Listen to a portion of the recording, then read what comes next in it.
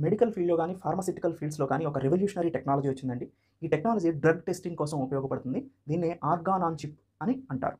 Organ on chip అంటే ఒక electronic chip మీద ఆర్గాన్‌ని క్రియేట్ చేస్తారనమాట. సపోజ్ మన బాడీలో లంగ్స్ తీసుకున్నారనుకోండి.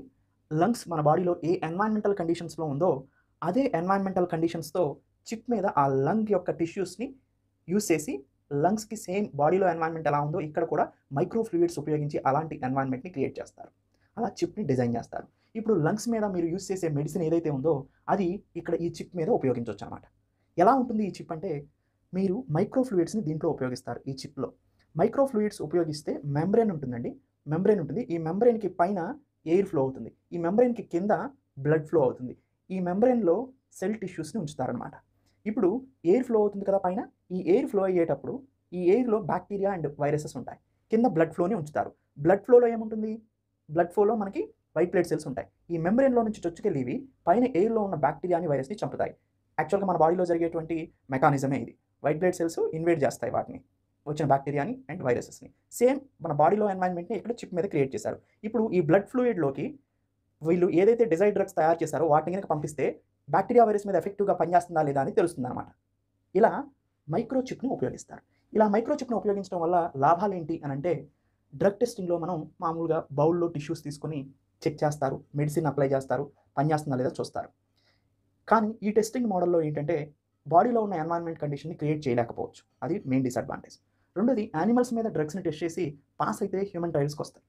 కానీ ఎవ్రీ ఇయర్ కూడా 115 మిలియన్ యానిమల్స్‌ని కల్లింగ్ చేస్తున్నారు. చంపేస్తున్నారు. దీనివల్ల ఎఫెక్ట్ అవుతుంది. యూజ్ చేస్తున్నారు యానిమల్స్‌ని. సో ఇది ఎథిక్స్‌కి వ్యతిరేకం అనమాట. సో దాని నుంచి మనం యానిమల్స్‌ని కూడా కాపాడొచ్చు ఇక్కడ. దాంతో పాటు మోర్ మనీని ఇన్వెస్ట్ చేస్తున్నాయి కంపెనీసు. కానీ లెస్ అప్రూవల్స్ వస్తున్నాయి. ఇది కూడా ఓవర్‌కమ్ చేయొచ్చు. అండ్ దీంట్లో ఇంకొక ఇంపార్టెంట్ పాయింట్ ఏంటంటే ఓన్లీ మెడిసిన్స్‌నే కాకుండా కాస్మెటిక్స్ మనం చాలా ఉపయోగిస్తున్నాం. కాస్మెటిక్స్ కంపెనీస్‌కి కూడా ఇది విన్ విన్ సిట్యుయేషన్. అవి బాడీ పార్ట్స్ మీద ఎలా పనిచేస్తున్నాయో కూడా వీళ్ళు టెస్ట్ చేసుకోవచ్చు. తర్వాత డైలీ మనం యూజ్ చేసేటువంటి కెమికల్స్ కానీ, యూజ్ చేసే ప్రొడక్ట్స్ కానీ, ఆ ఇండస్ట్రీ ప్రొడక్ట్స్ కూడా ఇది బాగా ఉపయోగపడుతుంది. Organ on chip model.